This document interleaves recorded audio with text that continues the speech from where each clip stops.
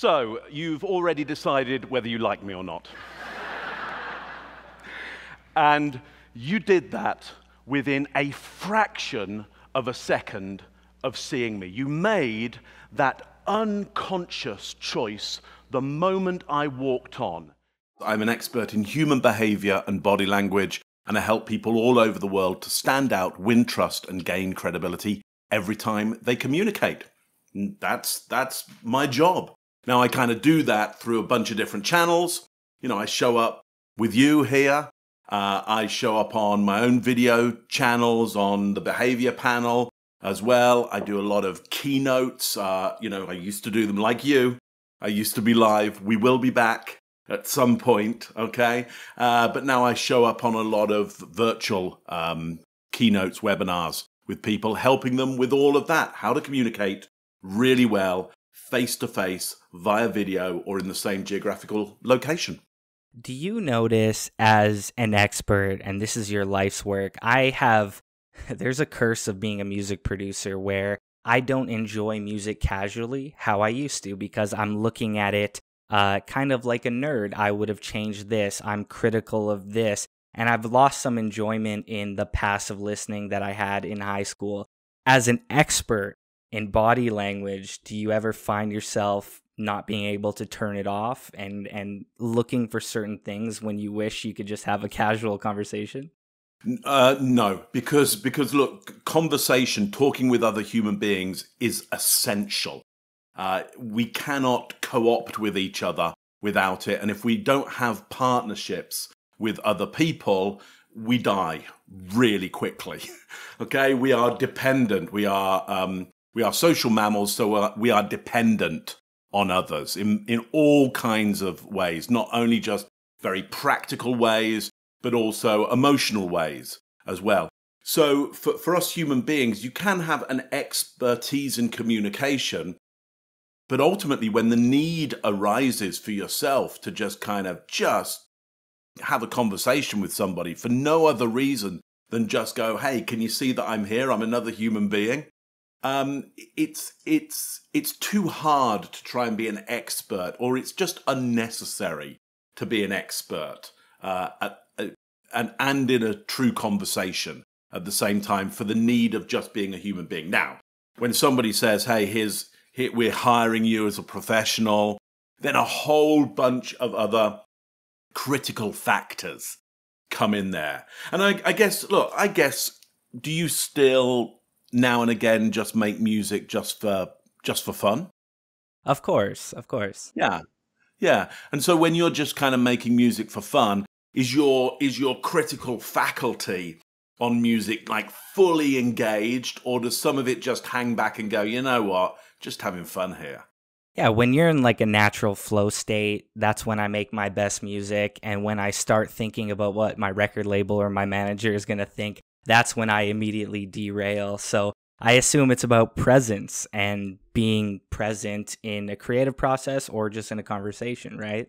Yeah, absolutely. So, in many ways, musicality is needed. We all have it in the tonalities of our voice. We're using that non-verbal information all the time, anyway. And it would be weird if, for example, you're in a conversation with somebody and you're criticizing the musicality of their tone of voice consciously at the same time, and kind of going, hey, you could, this would be a much better conversation if you were going faster and then a little bit slower, and then you had a little bit more of a staccato rhythm to it. That would be weird, because everybody would go, it's really boring having a conversation with that guy, because they're just super critical of everything. So, I am able to kind of switch off that critical nature for sure.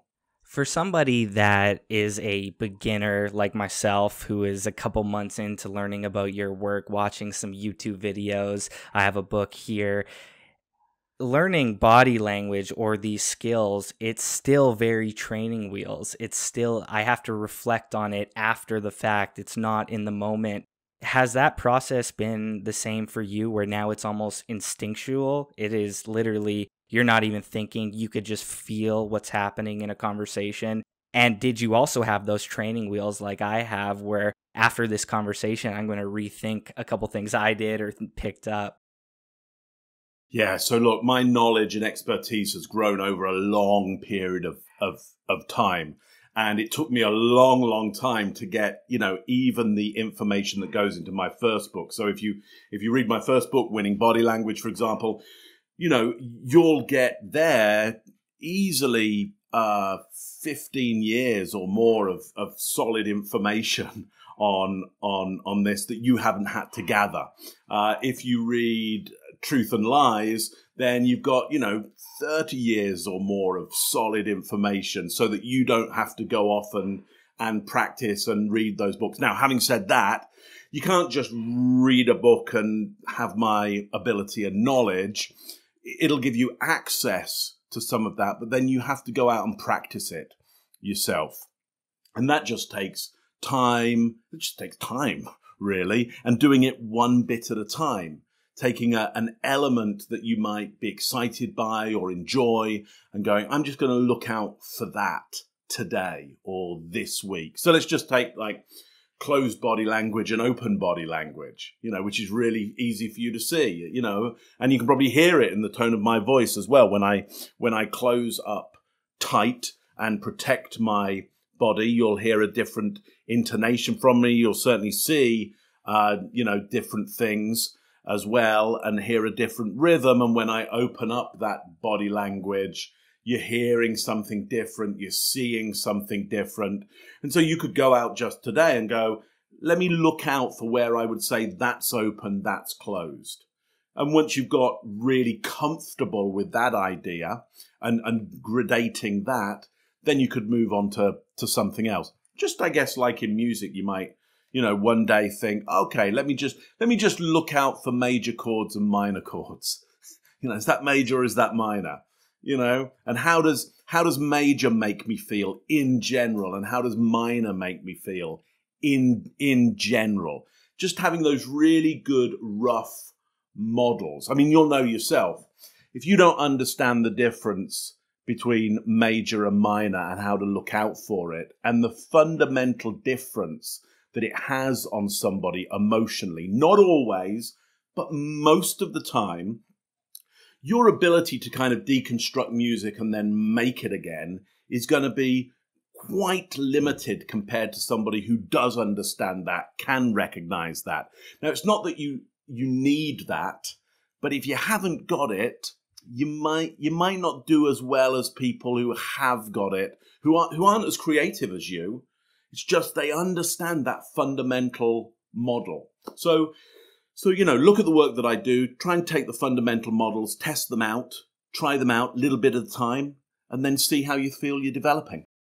Absolutely. You mentioned Truth and Lies.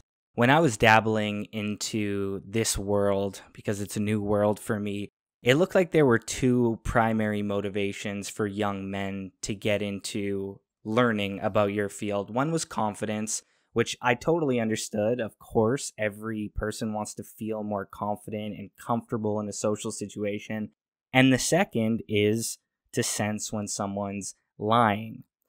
For me, I totally understand the human nature element of why you would want to be more confident, but what do you think it says about human nature that we desperately want to know if others are lying?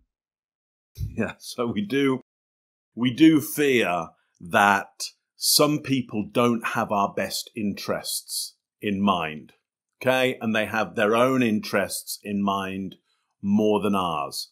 And we fear that because it's absolutely true. Of course, some people are more interested in themselves or the group around them rather than you and the group around you.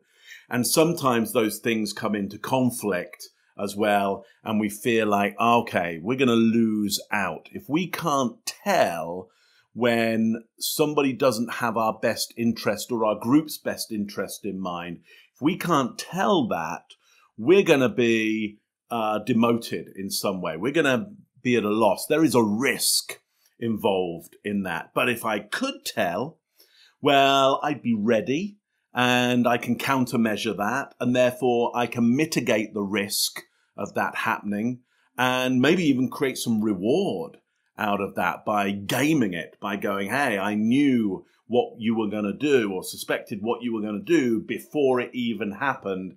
And I gamed that as well. So So I think it's that. Look, we're in a world full of risk and reward. Certainly as a behaviorist, that's the world I see. Risk and reward. There's approach and avoid. We approach environments that are lower risk for us and higher reward. And we move away from environments that are, higher risk and lower reward for us. And I think nonverbal communication, body language, is one of the things we look to as to how would I be able to tell more consciously what kind of environment I'm in right now. Hope that makes sense to you. That's really interesting framing. Confidence can optimize reward, and understanding if someone's being deceitful can minimize and mitigate some risks. Mm-hmm. Talking about lying, do you believe it is, in some circumstances, ethical? It's your ethical obligation, and it is best for humanity or your social circle to be an effective liar at times? Lying is one of our most important social skills, as is telling the truth.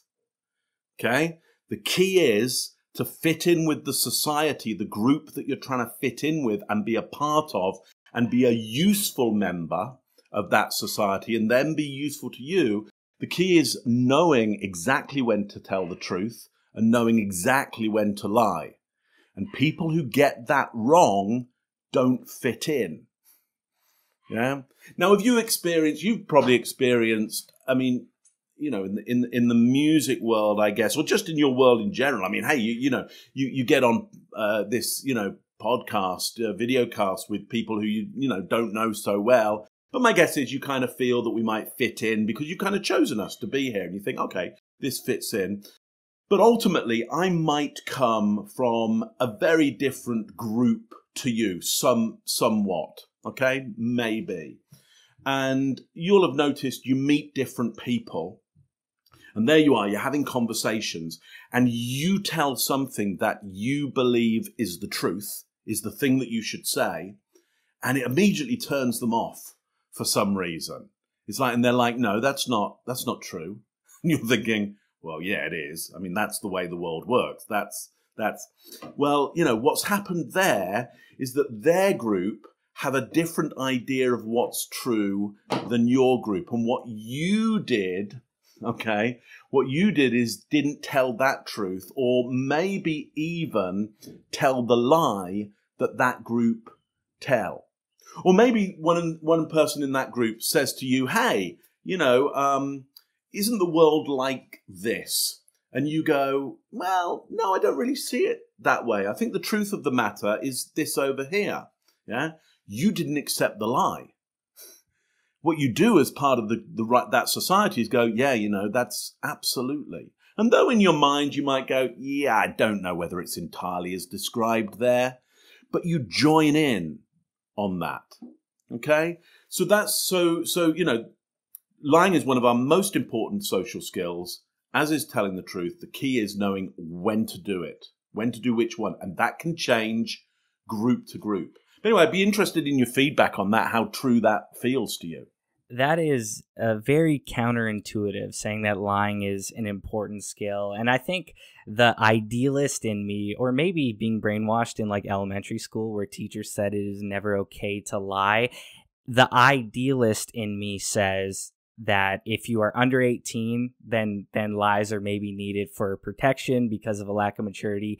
18 plus, the idealist says that we are better off always telling the truth because the closer we are to facts is the closer we are. But that being said, clearly it feels, I totally agree with what you're saying. It feels, I understand the complex system, and it feels like, of course, lying is an important skill. It's hard to grapple with because, especially in my case, and I'm sure a lot of North American kids, we were told in elementary school, in junior high, in high school, that lying is one of the worst things you could do. And if you grew up religious at all, lying is a sin. But clearly, as you mature, and there's so much gray area in business and what we do, that lying is actually, ironically, probably a beautiful skill for humanity. It's very, very conflicting and counterintuitive. I mean, let's just test what the teachers were saying, okay? They said it's never okay to lie, should never lie. Okay, so let's just thought experiment this. Somebody comes round to your home and you know they're going to do harm to one of your friends or family. And they say, and you know that friend or that family member is in the home right now. And they go, where are they? And you go, they're right here. Okay, which is the truth. Yeah. Or you go, they just left. They just left and they're gone. They're gone for at least a week. Yeah. You just lied. Was that bad? Was that wrong to do that? Help me out. Absolutely not. And it's so clear. But I don't think my issue lies in what is obvious, because what you're saying is incredibly obvious and the right thing to do. My issue probably lies in, and this leads to another question, how should we be talking to young people about the balance between lies and telling the truth and building that skill at a young age? Because it is a skill, and I think just a lot of young kids are traumatized by their parents telling them you won't be able to sleep at night if you lie about X, Y, and Z. So this seems like incredibly obvious, but an important skill to talk at a very young age, so kids aren't necessarily traumatized by the fear of a lie. How should we be talking to grade 5, 10-year-olds about the balance there? Same as you talk to any adult about it, which is you say, what you say has consequences. It's as simple as that. What you do and what you say in life has consequences. And sometimes you're going to understand those consequences and sometimes you won't, you know? And it's very easy to say to a young child, you know, help them understand what consequence is. To say, if you say this to me and it's not true, it's not fact, it's not an actual thing, here's what happens to me. Okay, here's what happens to me, and that can be a problem. Now, up until a certain age, their social brain won't be developed enough to really understand that. Okay? And so, for example, up until a certain age, and that age can be quite dependent on the individual, they'll hear that from you. You know, when you say things to me which are not accurate, which are not true, which here's the effect that it has on me, and they'll go, okay, I get that. And then they'll go and do it again. Okay, they'll just go and do it again. Until the brain realizes, oh, I'm actually really dependent on that person. And so helping them feel good, helping them be comfortable, helping them trust me is a good consequence. Because as a parent, as a really good parent, you're not going to do anything to damage that child in any way. So if you go, you know, if you lie to me, here's the punishment you'll get. Yeah. My daughter, because she would never get punished, there would be a consequence. She would just go, I don't care. That's okay. Because she knew there was no, existential punishment going on. There was no hell for her to go to. There was no, I will damage you in some way, mentally or physically. Just there's no consequence. What you had to do was wait until her social brain got developed enough, and suddenly there was a moment where she went, oh, it's actually a really good thing if I'm honest right now, and because it helps my dad be comfortable and trust, and it helps us get on together, and that's a better deal. That's a really good deal. At that point, we would say she becomes socialized. But she partly becomes socialized because she's been brought up that way, but also her brain needs to develop in that way. To that extent, young kids are slightly sociopathic. Okay, it just doesn't matter what you do. I mean, you can go down that route of having some kind of, I don't recommend it in any way, and in many places it's rightly illegal, but you can go down that route of creating some physical harm. And that's just affecting the reptilian brain, the most primal brain, to go, when this happens, there's an existential threat, so don't do that. What we're trying to do is train the social brain that just says people get on a lot better. We all get on a lot better and get what we want if we if we work together with the ideas of what a truth is and what lies are and how they cascade out in front. So I hope that makes sense. Everything you say has a consequence. My favorite part of what you said is you said it's a better deal. You never said it's a perfect deal, but it's a better deal for all. And as a young person, I get caught, and a lot of people, as you could probably see online, young people get caught in this idealist mentality, and we also get caught in what we were taught at a young age. And there are no such things as perfect deals, but it was beautifully put that you said it is a better deal for all when you could build that skill and know when it's going to hurt or help somebody. I don't know why this just came to mind, but this is probably a little complex as well. I was reading an article from Malcolm Gladwell talking about our memory errors, and he calls them like time splice errors. And I was reading about all these moments where people were sure that they had a memory, but it was factually wrong. And leading back to lying, as somebody that would study someone that's lying, let's say I'm lying to you, but because of memory errors, I might be lying to myself. Is that too complex, or do you understand where I'm coming from, where there is a risk that someone might come off as truthful through body language, through their heart rate, and they truly believe a lie that is just factually inaccurate? Do you grapple with our own flaws and the lies we tell with our ego? Of course. So look, your memories are not only made up of the data that you've installed there, and every time you've come to recall that memory, you've touched that memory, it will have been altered sometime, so in some way. Okay, so every time you come back to it, so if you're asked to recall that memory a number of times, it could be radically different from the first input of data. So that's just you. Then there's your social group around you, who, when they've said, hey, do you remember that time when? And you've gone, yeah. So you recall the memory, you start to construct it, you touch it, it starts to construct in another way. And then they start adding to it. And they go, would you remember how, this person was there? And you're like, yeah. So now you've complied to the society. Somebody important in your life said, that person was there. So your brain goes, well, okay, let's accept that as true. Because why would we? Like, what's the benefit of going, I actually don't remember that? Yeah.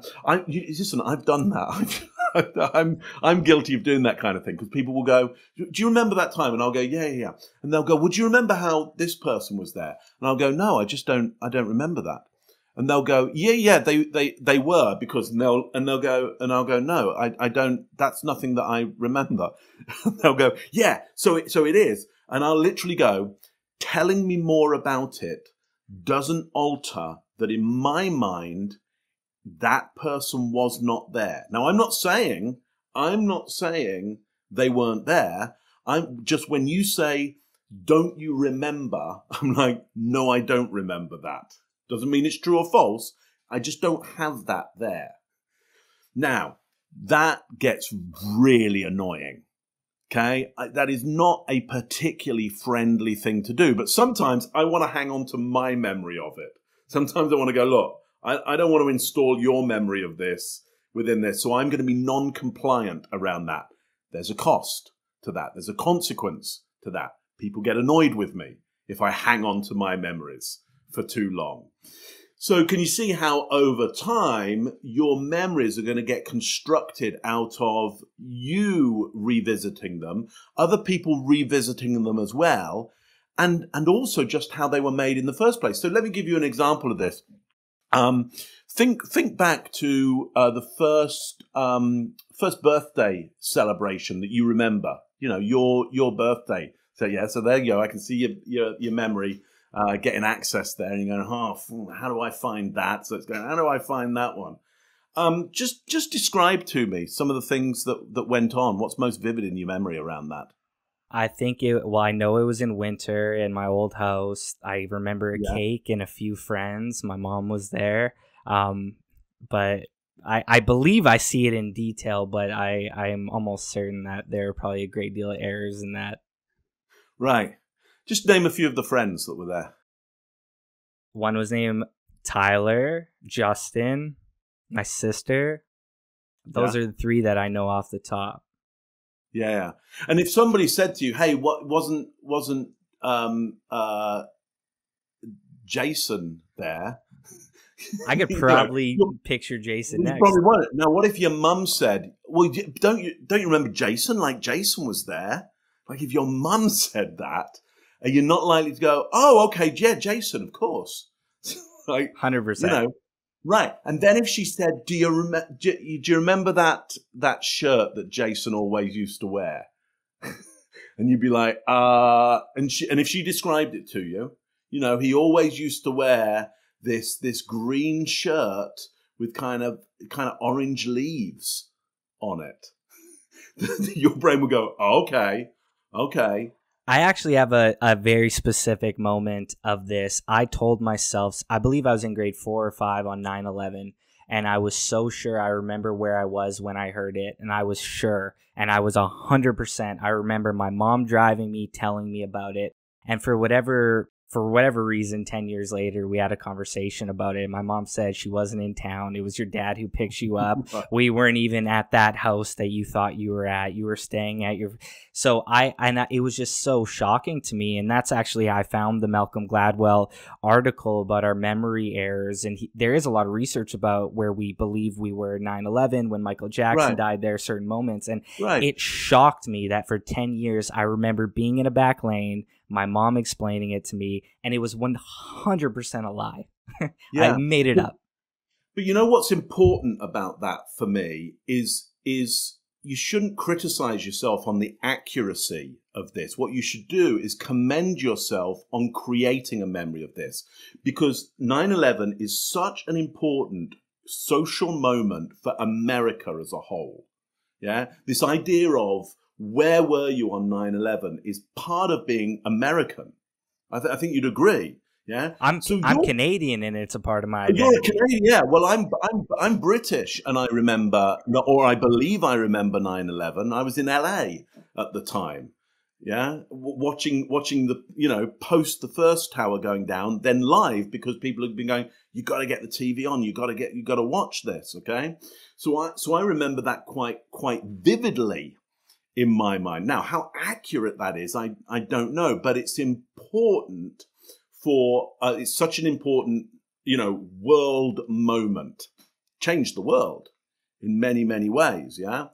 It's important to go, hey, I'm a member of the world, I'm a good human being, so I remember 9/11, instead of going, no. Because how's that going to help you? Where were you on? Do you remember where you were on 9/11? Absolutely no idea. Just didn't, only hit me afterwards. You would almost look at that person strange, or they'd lack empathy. What's going on with you? Of course you would. So you're only creating these memories to be a good member of society, to fit in a really positive way. Okay. Now, luckily, we're not relying on your evidence of this. Like, this isn't part of where were you on 9/11 is not an investigation that it's critical that you get this right. Okay? So basically, if I say to you, hey, where were you on 9/11? And you start telling me the story, it is my obligation as a good citizen of the world to accept your story. Okay? Because this is you saying to me, I'm just like you. That was a critical moment of history. I was affected by it. We were all affected by it. If I don't accept your lie at that point, yeah, I'm a bad member of society, quite frankly. I'm being a bit of an idiot right now. Okay? And I've said to some people who've said, look, Mark, that's not quite, what you're saying there is not quite accurate, or, I'm like, man, I'm just telling a story here so we can chat and get on. It's not going to be helpful in us getting on for you to take apart what is, just fun. Think about telling a joke. Jokes have all kinds of things which aren't rational, aren't real. You start a joke, you say, here's a story. You go, there's this guy, walking down the street, and suddenly somebody goes, well, what guy? What was his name? It's like, well, it's not. I don't know what his name. Like, you're just about to spoil a joke because you picked up on some indicators, whatever they are, some cluster that tells you, yeah, that's not accurate. They're clearly stringing me a story. They're telling you a joke. Okay? Hope that makes sense.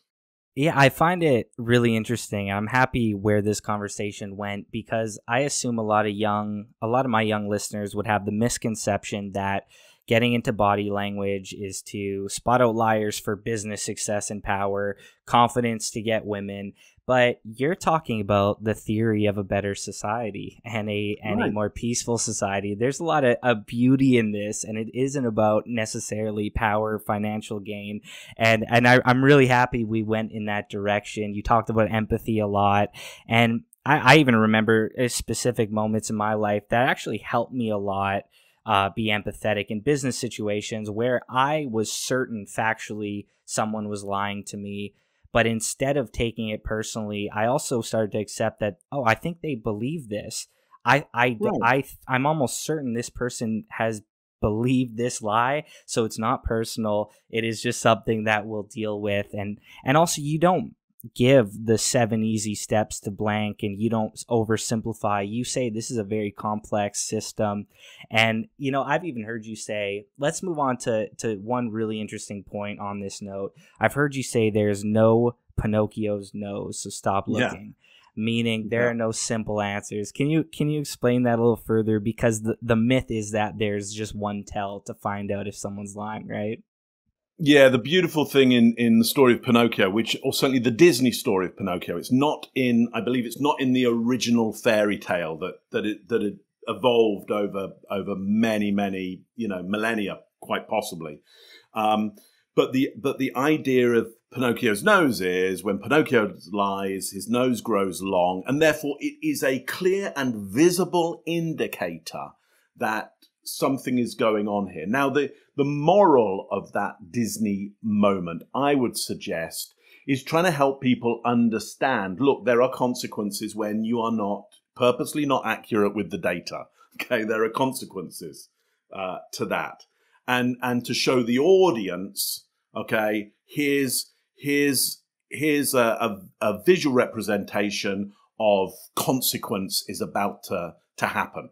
But if we go around the world going, you know what, there's going to be a Pinocchio's nose, I will see it, there'll be this one thing, and if I just look for that one thing, I will know somebody's lying. You are going to be right sometimes and wrong sometimes, and you better hope you haven't laid a huge amount of resource on that, or somebody's neck isn't on the line around that, because it could damage, if you are wrong, it could damage you, or it could damage other people. There are consequences to looking at the world and going, I know what's happening here.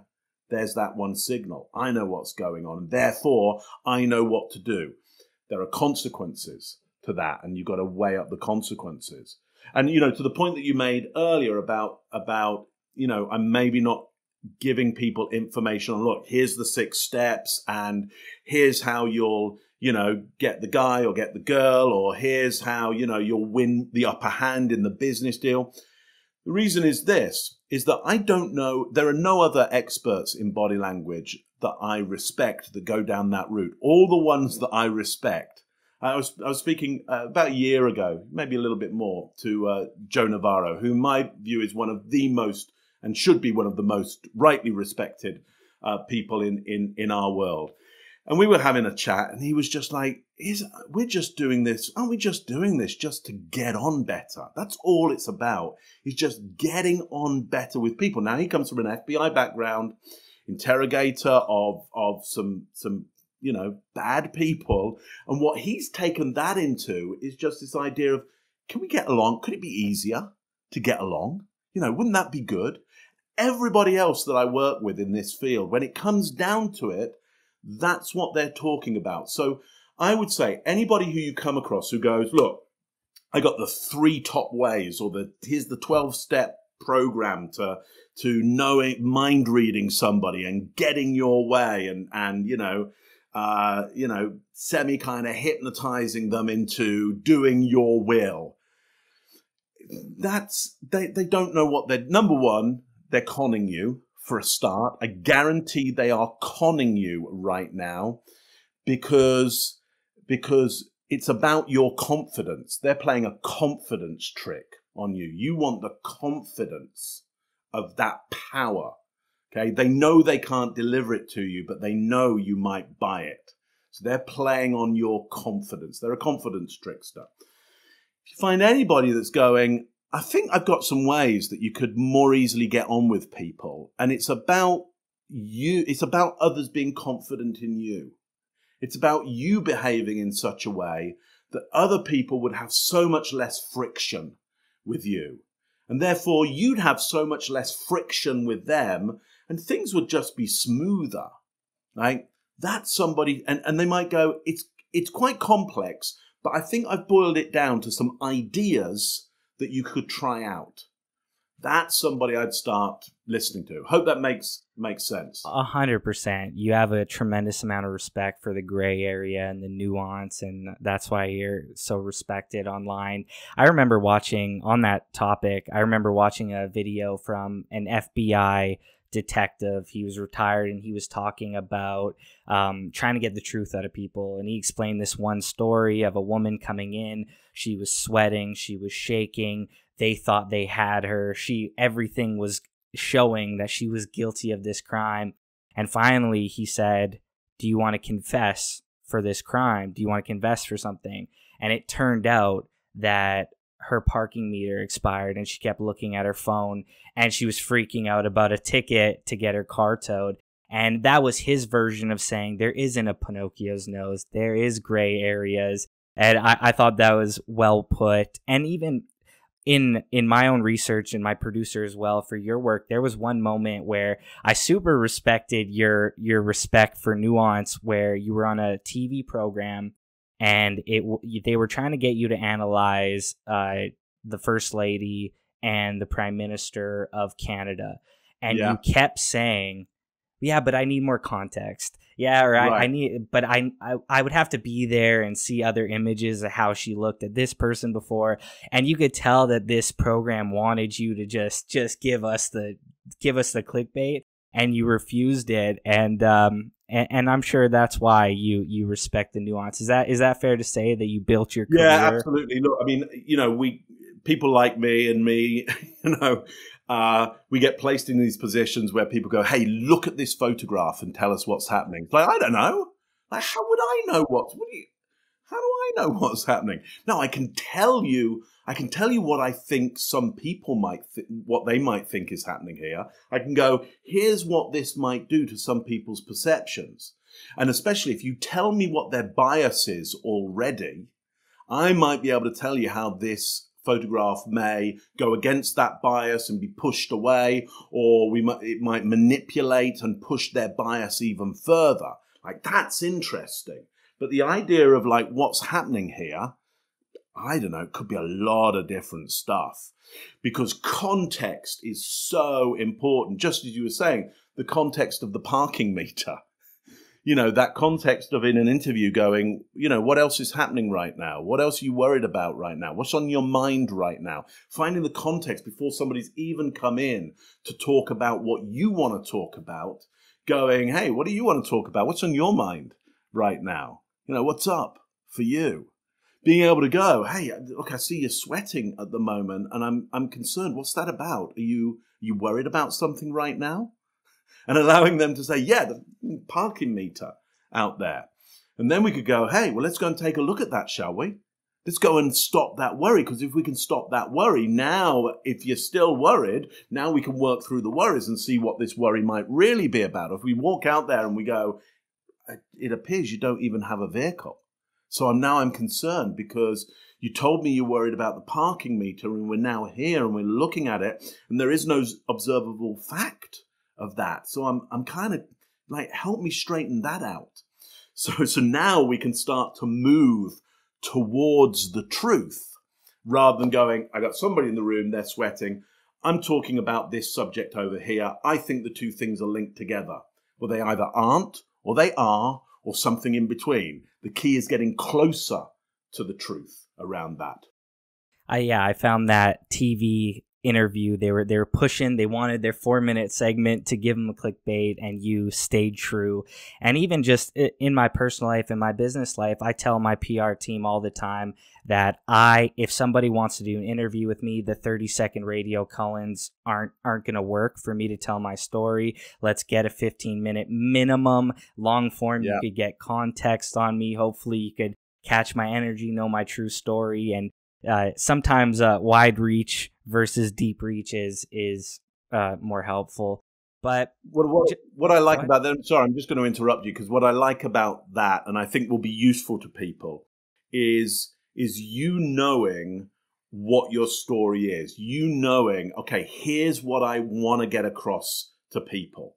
And that's the same with me on that show. I know what I want to get across. And if they want to do something different, that's fine. They're okay. Like it's you know, if we're doing the interviewing in Canada, like it's a relatively free country, you can do what you want.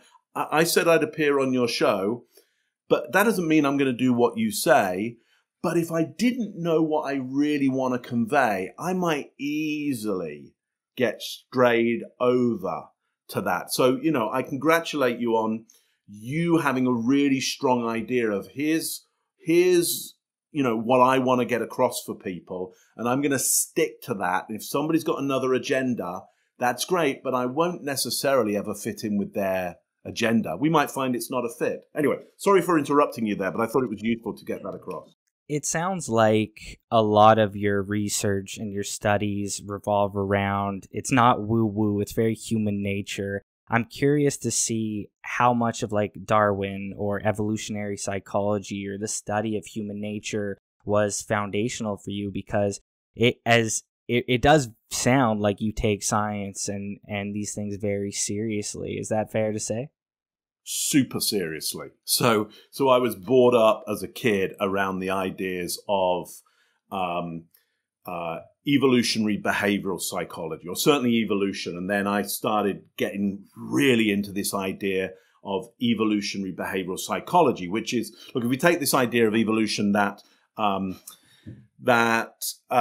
we adapt towards a niche, and the entity that is, or the organism which is most fit for the niche. So it isn't Nietzsche's idea of survival of the fittest, either the fittest being the strongest.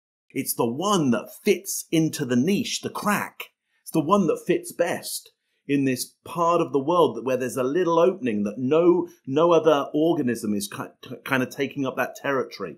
If you can fall into that niche and occupy that niche, you survive better. But what Darwin said was, it's adaptability. You need to, the moment you hit that niche that nothing else is occupying, you got to quickly adapt to exploit that niche, to fit in really well, yeah, and take and be able to use the resource that niche gives you.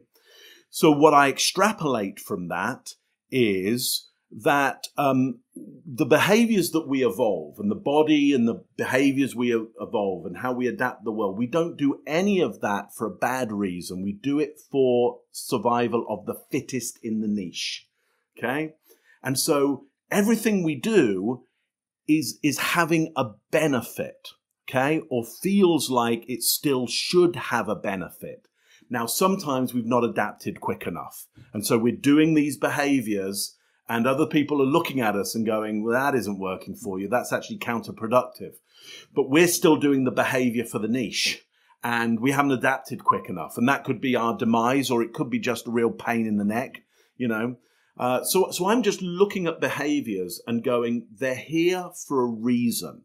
They've evolved either fast or slow for a reason. And what I want to know is, what's the original reason they're there for? Because I find that fascinating. And then I want to know, well, how could we help people adapt a lot quicker, change a lot quicker? So really, I'm in the business of behavioral change. And I'm looking at behavior, first of all, from an evolutionary level, to go, first of all, to respect that behavior. Doesn't mean I like it, but I can respect it and go, okay, I get why that behavior is there. Then I can go, I can offer a different behavior and go, I reckon this behavior would get you a better result. And then I can go, do you fancy trying it? Do you want to test that out? Because and I'll devise a really simple way for them to test that behavior. Lo and behold, life gets better for them. Suddenly the whole world seems to change. It's easier. There's less friction. And then their brain goes, oh, I should just do that behavior more often. And I go, well, that's a great idea. That's brilliant. It's brilliant you came up with that. Brilliant. Well, how can I now help you? Stick to that plan, because I know you get what's called spring back. Everybody's got the best will in the world to do the behavior, and you get spring back. So you need to form a society around those changes to keep people on track. Change is hard alone. You need people around you. Absolutely. This is for a totally different podcast, but I have been kind of uncomfortable with people my age and their denial of human nature a little bit. It feels like it's become a little bit trendy, maybe in my social circle or my social timelines, that people kind of deny certain things that are very inherently human. But on that note, and this is another tough thing, because I assume that you are trying to teach people to become their best selves with what they have.